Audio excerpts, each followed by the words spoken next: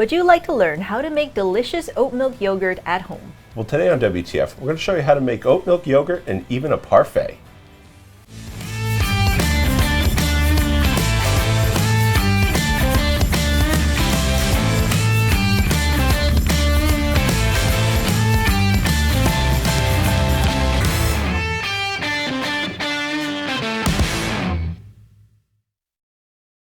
Hello and welcome to WTF, where we transform food here in the Modernist Pantry Test Kitchen. I'm Chef Scott Guerin. And I'm Janie Wang, one of the owners of Modernist Pantry. Here on WTF every week we cover unique ingredients and techniques and show you new recipes that you can do in your kitchen. So subscribe and ring the bell and you'll get notified of our episodes when they come out.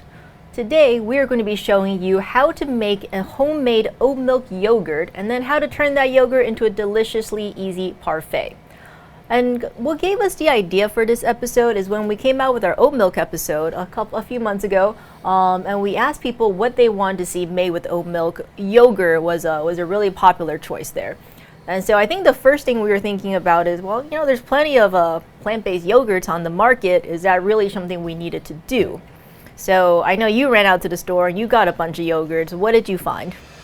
So I found different degrees of texture as well as flavor, but none of them really struck me as yogurt. Okay. Obviously the fermenty kind of flavors were there, but a lot of them just felt kind of artificial.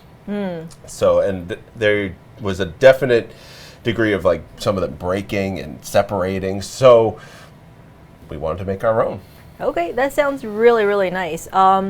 What exactly, when you say the texture of yogurt, what do you mean by that? What are we looking for? Yogurt's so specific. So whether it's a strained yogurt that makes it like that Greek style, or a regular yogurt that's a little bit thinner, you just want it to be extremely cohesive. And some of them are either grainy, or you can tell that they added a lot of additives to achieve a certain look, but not really a certain mouthfeel. All right. Right? And that's what we went for with ours. Okay, well, we're going to definitely demo the process of making the yogurt today.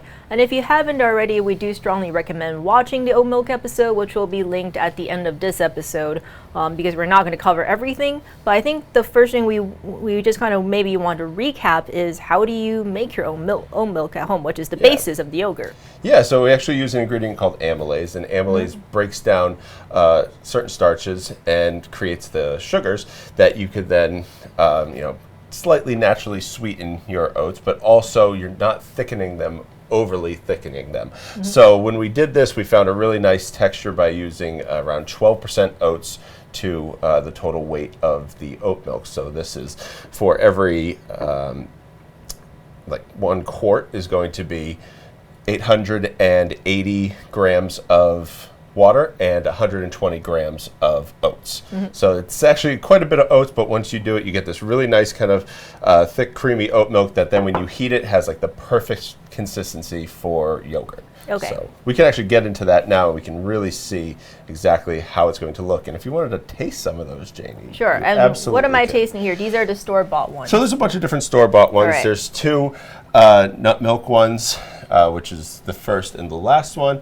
Then there's a coconut and then a cashew as well. All right. So almond, cashew, and coconut. Okay, and I don't know what brands these are. Excuse me, there is an oat one. So that's the oat, then the cashew.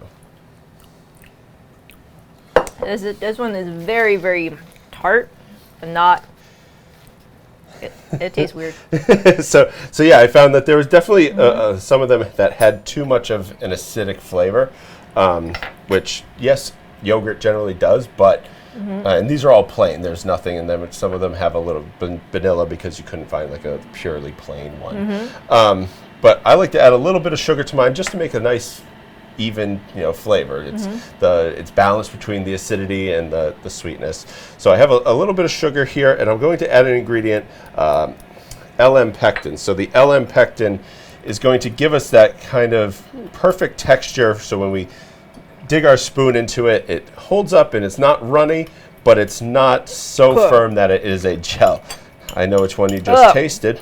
That last one is really gross. And I find that some of them tried to make it a bit too fermenty or fermented so that it, is like yogurt, but I don't know what the the flavors are supposed to be, because they don't taste like yogurt, and we wanted ours to taste like yogurt. This second one is like pretty much all vanilla to me, and this one is pretty much all coconut. So this one to me is the best out of this bunch, but I don't like any of them really. So I do like that one the most out of all of them. So I added a little bit of vanilla. This is going to kind of cover up any like really forward oat flavor, because sometimes it's a bit too oaty, and I just have this on extremely low. This will not thicken yet. I put the LM pectin in with my sugar, and I'm just going to sprinkle this in here. So the LM pectin, like I said, is going to help us create that texture, and it doesn't matter that there's a little bit of sugar in here, but the LM pectin reacts with the calcium that's naturally in the oats. Okay. So that will set it into its perfect little texture. All right. And so speaking of LM pectin, and we'll also link to the pectin episode, because pectin is a massively huge topic. Can you give the quick overview of what is LM pectin? Sure. LM pectin is a type of pectin where, if you're used to making jams are generally sugar, some sort of acid, lemon juice, and fruit, and you'll heat those up. Well, LM pectin can be used with no sugar, and it only requires a little bit of calcium to gel. So that's why it's perfect for this, because the calcium will create the gel that we need. So I'm just going to heat this up, and when it comes up to a boil, it will thicken any starches that are left in the oats, and it will have a perfect texture, and as it cools, it will set into that. But we have to heat this up, cool it down, and then once it's cool enough, we will add our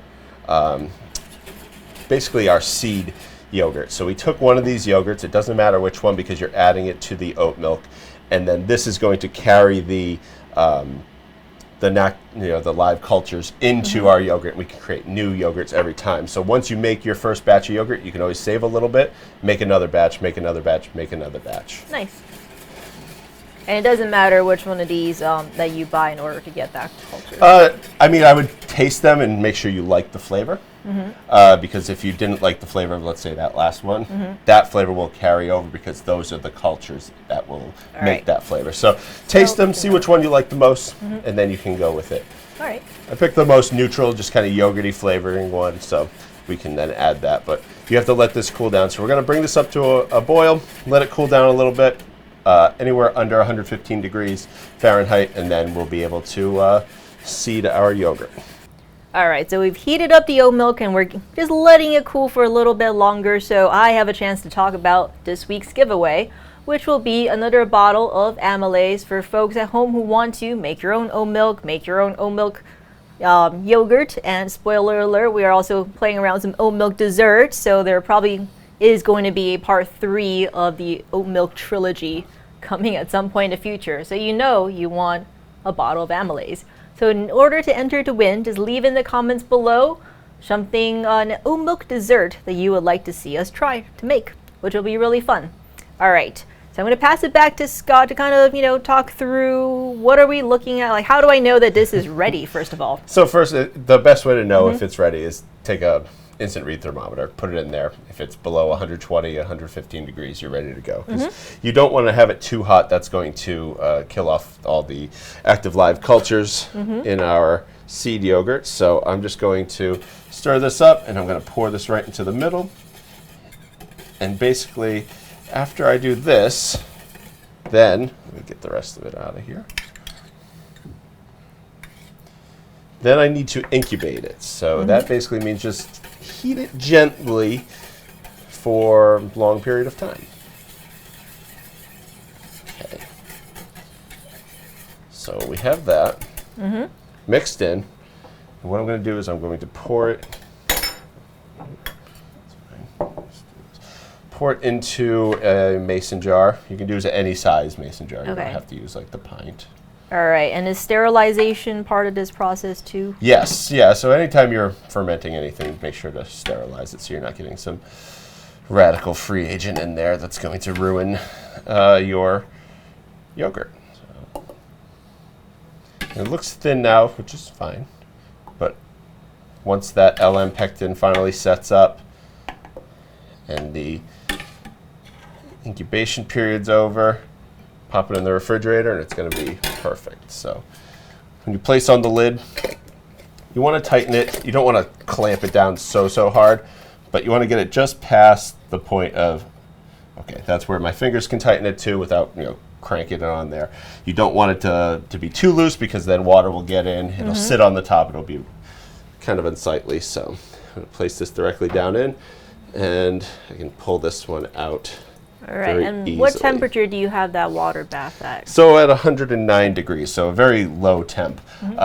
As you can see, I just put my hand in there. I was wondering. I was like, oh, I know you have enough hands, but yeah, I brought out some tongs, but it's so low that it doesn't. 109 degrees like bath water.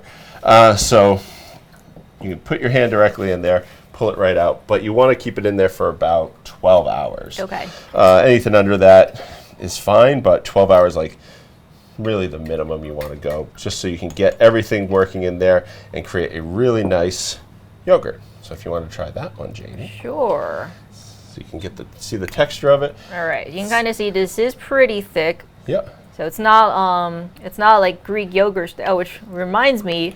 So traditionally, we can strain yogurts to turn them into a Greek yogurt. Can I strain this to turn into a Greek oat yogurt? You can get a small amount of liquid out of it, but it's not going to be like a Greek yogurt because there isn't large amounts of protein that will then, purge out any extra liquid. This is oat milk and pectin. So you can get a small amount, but then eventually the yogurt is going to come through the strainer as well, or even like the cheesecloth, whatever you put it into. Okay. So I would just suggest keeping it the way it is and serving it how it is. And if you want it to be a little bit thicker, you can either increase the ratio up to like 15% for the oats, or you can just increase the LM pectin just slightly. This is a really nice kind of in between a Greek and in between like a regular yogurt, so you get a nice texture.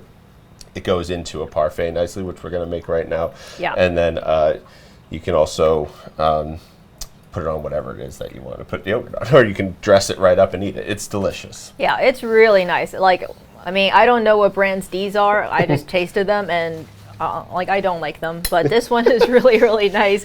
Like, it's sweet, but it's very mild. You get the oat, but it's not like so oaty that you're like, ooh, just like tasting oatmeal all the time.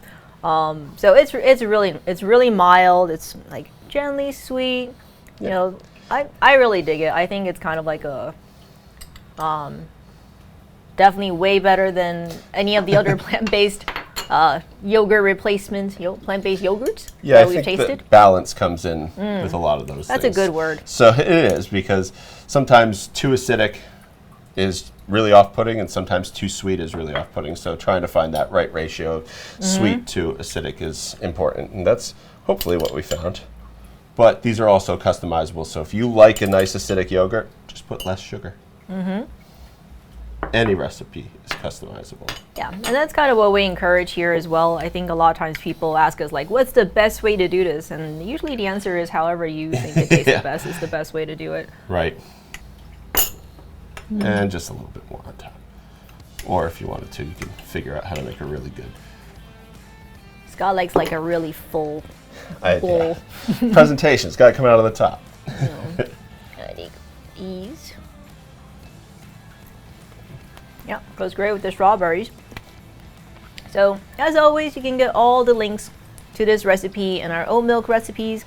They'll be in the description below. Leave your comments on what you want us to see, what you would like to see us make for oat milk desserts, and that way we can get to R&Ding here in the test kitchen.